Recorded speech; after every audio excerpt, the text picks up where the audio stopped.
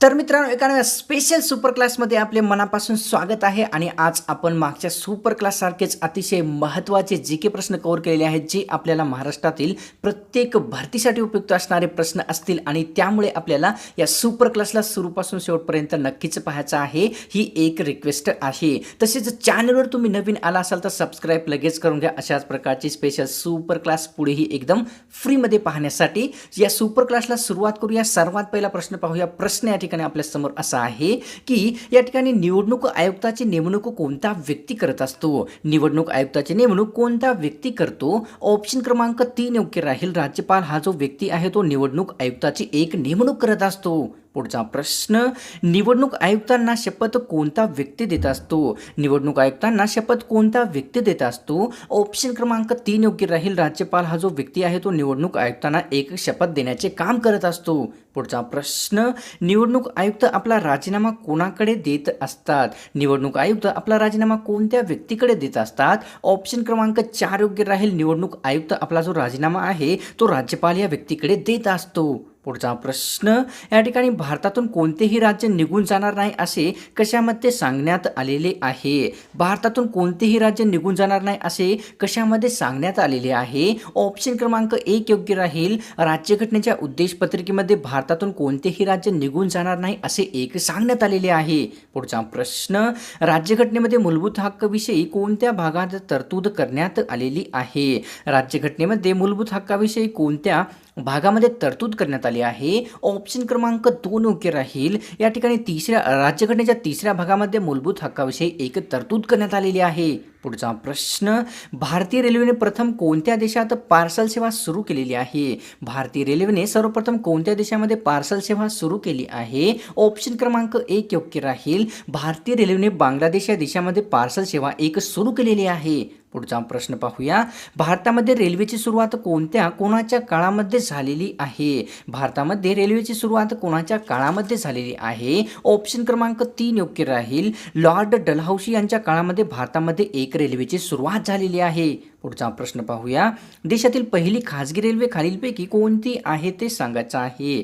देशातील पहिली खाजगी रेल्वे खालीलपैकी कोणती आहे. ऑप्शन क्रमांक 2 योग्य राहील. देशातील पहिली खाजगी रेल्वे जी आहे ती एक तेजस एक्सप्रेस नावाची एक्सप्रेस बनलेली आहे. पुढचा प्रश्न, स्वातंत्र्य प्राप्तीनंतर महाराष्ट्रातील पहिले मुख्यमंत्री कोणती व्यक्ती बनले होते. स्वातंत्र्य प्राप्तीनंतर महाराष्ट्रातील पहिले मुख्यमंत्री कोणते व्यक्ती बनले होते. आणि या प्रश्नाचं उत्तर मित्रांनो आपल्याला कॉमेंट करून नक्कीच सांगायचं आहे. एक प्रश्न आपल्याला रोजच्या सुपर क्लास सारखा विचारलेला आहे. आपल्याला जर उत्तर येत नसेल तर कॉमेंट सेक्शनला नक्कीच व्हिजिट करायचं आहे. आणि आपल्याला जर उत्तर येत असेल तर नक्कीच कॉमेंट करायचं आहे. कारण आपले जे उत्तर आहे, ज्यांना उत्तर येत नाही ते सर्व विद्यार्थी आपले उत्तर पाहणार आहेत. त्यामुळे पाहूया पुढचा प्रश्न काय आहे. जालियनवाला बाग हत्याकांडाशी संबंधित असलेला अधिकारी खालीलपैकी कोणता आहे. जालियनवाला बाग हत्याकांडाशी संबंधित असलेला अधिकारी खालीलपैकी कोणता आहे. ऑप्शन क्रमांक 1 योग्य राहील. जनरल डायर हा जो अधिकारी आहे तो जालियनवाला बाग हत्याकांडाशी संबंधित असलेला एक अधिकारी बनलेला आहे. पुढचा प्रश्न, देशामध्ये सर्वात मोठा तरंगदार सौर ऊर्जा प्रकल्प कोठे स्थापन करण्यात आलेला आहे. देशामध्ये सर्वात मोठा तरंगदार सौर ऊर्जा प्रकल्प कोणत्या ठिकाणी स्थापन करण्यात आला आहे. ऑप्शन क्रमांक 4 योग्य राहील. या ठिकाणी देशामध्ये विशाखापट्टणम या ठिकाणी देशातील सर्वात मोठा तरंगदार सौर ऊर्जा प्रकल्प एक स्थापन करण्यात आलेला आहे. तर पुढचा प्रश्न पाहूया. समृद्धी महामार्ग खालीलपैकी कोणत्या 2 शहरादरम्यान आहे. समृद्धी महामार्ग खालीलपैकी कोणत्या 2 शहरादरम्यान आहे. ऑप्शन क्रमांक 1 योग्य राहील. नागपूर आणि मुंबई या 2 शहरादरम्यान समृद्धी हा महामार्ग स्थित झालेला आहे. पुढचा प्रश्न पाहूया. या ठिकाणी सुरजागड लोहखान महाराष्ट्रातील कोणत्या जिल्ह्यात स्थित आहे. सुरजागड लोहखान महाराष्ट्रातील कोणत्या जिल्ह्यात स्थित आहे. ऑप्शन क्रमांक 4 योग्य राहील. सुरजागड लोहखान महाराष्ट्रातील गडचिरोली जिल्ह्यामध्ये स्थित झालेली आहे.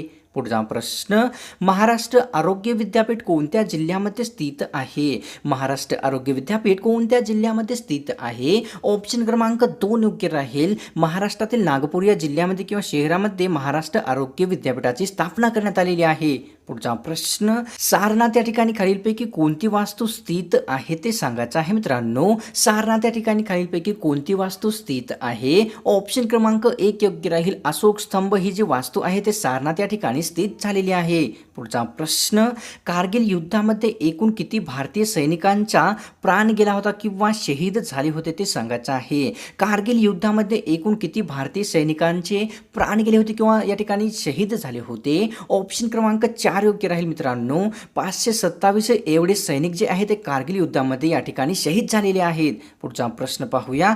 कारगिल युद्ध भारतामध्ये एकूण किती दिवस चालले होते. कारगिल युद्ध भारतामध्ये एकूण किती दिवस चालले होते. ऑप्शन क्रमांक 2 योग्य राहील. कारगिल युद्ध भारतामध्ये पूर्णपणे 60 दिवस एवढे चाललेले होते.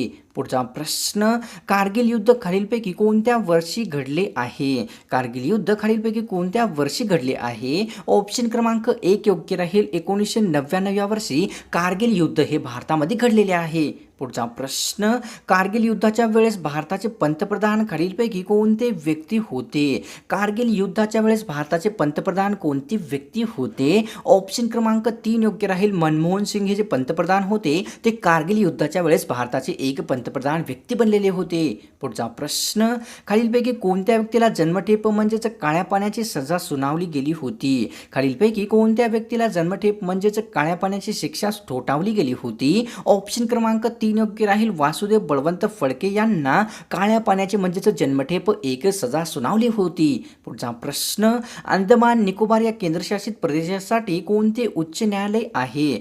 अंदमान निकोबार या केंद्रशासित प्रदेशासाठी कोणते उच्च न्यायालय आहे. ऑप्शन क्रमांक 1 योग्य राहील. अंदमान व निकोबार या केंद्रशासित प्रदेशासाठी कोलकाता उच्च न्यायालय एक ठेवण्यात आलेले आहे.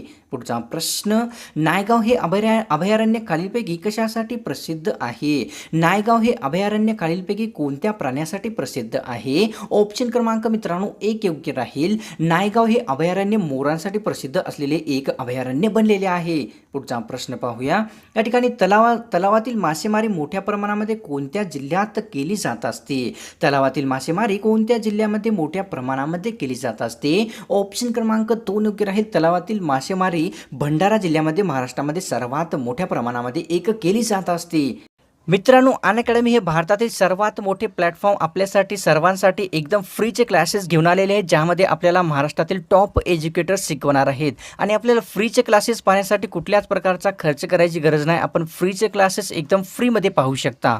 पण मित्रांनो, आपण जर इच्छुक असाल पेड क्लासेस घेण्यासाठी प्लसचे सबस्क्रिप्शन घेण्यासाठी, तर त्यामध्ये सर्वप्रथम ध्येय बॅच चालू आहे. ही आपल्याला फास्ट ट्रॅक रिव्हिजन बॅच आहे. राज्यसेवेच्या सर्व एक्झामसाठी अत्यंत महत्त्वाची बॅच आहे. या बॅचेची स्टार्टिंग 1 डिसेंबर पासून अनअकॅडमी प्लॅटफॉर्मवर झालेली आहे. आणखी एक अतिशय महत्त्वाची पोलीस ऑफिसरची बॅच आहे. ही आपल्याला PSIच्या मेन एक्झामसाठी अत्यंत उपयुक्त असणारी बॅच आहे. या बॅचेची स्टार्टिंग 4 डिसेंबर पासून अनअकॅडमी प्लॅटफॉर्मवर झालेली आहे. आणि तसेच मित्रांनो, आणखी एक मंत्रालय ही बॅच आपल्याला ASOच्या एक्झामसाठी अत्यंत महत्त्वाची असणारी बॅच आहे. या बॅचेची स्टार्टिंग 8 डिसेंबर पासून अनअकॅडमी प्लॅटफॉर्मवर झालेली आहे. जर आपण 12 महिन्याचे प्लसचे सबस्क्रिप्शन घेतले तर मित्रांनो आपल्याला 3 महिन्याचे प्लसचे सबस्क्रिप्शन एकदम फ्रीमध्ये अनअकॅडमी प्रोव्हाइड करणार आहे. आणि जर आपण 24 महिन्याचे प्लसचे सबस्क्रिप्शन घेतले तर आपल्याला 4 महिन्याचे प्लसचे सबस्क्रिप्शन अनअकॅडमी एकदम फ्रीमध्ये प्रोव्हाइड करणार आहे. आणि आपल्याला कुठल्याही बॅचेसमध्ये इनरोल करायचे असेल तर या सर्व बॅचेसचा लिंक या व्हिडिओच्या डिस्क्रिप्शनमध्ये दिलेला आहे.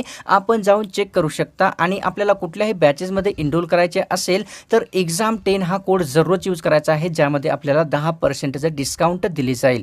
पुढचा प्रश्न, इंदिरा पॉइंट भारतातल्या कोणत्या दिशेकडे स्थित आहे. इंदिरा पॉइंट हे भारतातल्या कोणत्या दिशेकडे स्थित आहे. ऑप्शन क्रमांक मित्रांनो 2 योग्य आहे. इंदिरा पॉइंट भारताच्या दक्षिणेकडे एक स्थित झालेले आहे. पुढचा प्रश्न, या ठिकाणी पालखेड आणि ओझरखेड ही 2 धरणे महाराष्ट्रातील कोणत्या जिल्ह्यात स्थित आहे.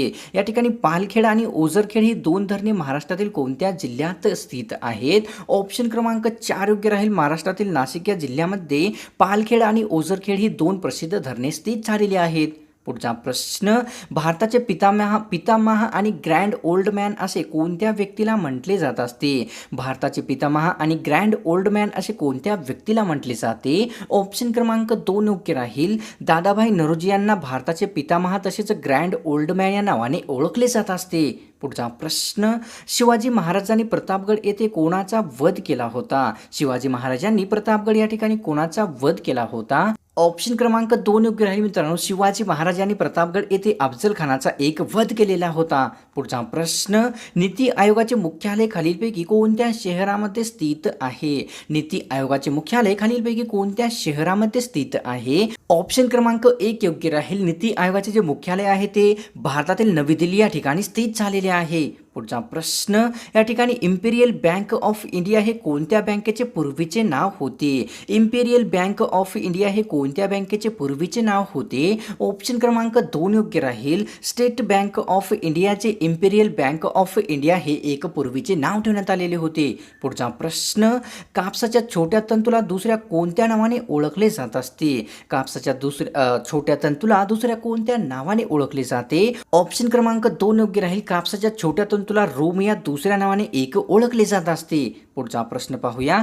कोणत्या धातूपासून बनवलेल्या वस्तू चुंबकाकडे आकर्षित होतात ते सांगायचं आहे मित्रांनो. या ठिकाणी कोणत्या वस्तू धातूपासून बनवलेल्या वस्तू चुंबकाकडे आकर्षित होत असतात? ऑप्शन क्रमांक 4 योग्य राहील. कोबाल्ट, लोखंड आणि तसेच या ठिकाणी निकेल या सर्व जे वस्तू असतात ते चुंबकाकडे एक आकर्षित होत असतात. तर पुढचा प्रश्न, या ठिकाणी महाराष्ट्रामध्ये सर्वात जास्त लोहमार्ग असलेला जिल्हा खालीलपैकी कोणता आहे? महाराष्ट्रामध्ये सर्वात जास्त लोहमार्ग असलेला जिल्हा कोणता आहे? ऑप्शन क्रमांक 1 योग्य राहील. महाराष्ट्रातील सोलापूर हा जो जिल्हा आहे तो सर्वात जास्त लोहमार्ग असलेला एक जिल्हा बनलेला आहे. पुढचा प्रश्न, महाराष्ट्रामध्ये सर्वात कमी लोहमार्ग असलेला जिल्हा कोणता आहे? महाराष्ट्रामध्ये सर्वात कमी लोहमार्ग असलेला जिल्हा कोणता आहे? ऑप्शन क्रमांक 4 योग्य राहील. महाराष्ट्रातील गडचिरोली हा जो जिल्हा आहे तो सर्वात कमी लोहमार्ग असलेला एक जिल्हा बनलेला आहे. पुढचा प्रश्न, गीतांजली या साहित्यासाठी नोबेल पुरस्कार कोणत्या व्यक्तीला मिळालेला आहे? गीतांजली या साहित्यासाठी नोबेल पुरस्कार कोणत्या व्यक्तीला देण्यात आला आहे? ऑप्शन क्रमांक 1 योग्य राहील. रवींद्रनाथ टागोर यांना गीतांजली या साहित्यासाठी या ठिकाणी नोबेल पुरस्कार देण्यात आलेला आहे. तर पुढचा प्रश्न पाहूया. H1N1 हा जंतू खालीलपैकी कोणत्या रोगास कारणीभूत आहे? H1N1 हा रोगजंतू कोणत्या रोगासाठी कारणीभूत आहे? ऑप्शन क्रमांक 2 योग्य राहील. स्वाईन फ्लू या रोगासाठी H1N1 हा जो रोगजंतू आहे तो कारणीभूत बनलेला आहे. पुढचा प्रश्न, सचिन तेंडुलकर यांनी आपला शेवटचा सामना कोणत्या स्टेडियममध्ये खेळलेला आहे? सचिन तेंडुलकर यांनी आपला शेवटचा सामना कोणत्या स्टेडियममध्ये खेळलेला आहे? ऑप्शन क्रमांक 4 योग्य राहील. सचिन तेंडुलकर यांनी आपला शेवटचा जो सामना आहे तो वानखेडे स्टेडियममध्ये खेळलेला आहे. पुढचा प्रश्न, भारतातील वानखेडे स्टेडियम कोणत्या शहरामध्ये स्थित आहे? भारतामध्ये वानखेडे स्टेडियम कोणत्या शहरामध्ये स्थित आहे? ऑप्शन क्रमांक 2 योग्य राहील. भारतामध्ये मुंबई या शहरामध्ये वानखेडे स्टेडियम स्थित झालेले आहे. पुढचा प्रश्न, सचिन तेंडुलकर यांनी शेवटचा सामना कोणाविरुद्ध खेळला आहे ते सांगायचं आहे. सचिन तेंडुलकर यांनी शेवटचा सामना कोणत्या देशाविरुद्ध खेळला होता? ऑप्शन क्रमांक 4 योग्य राहील.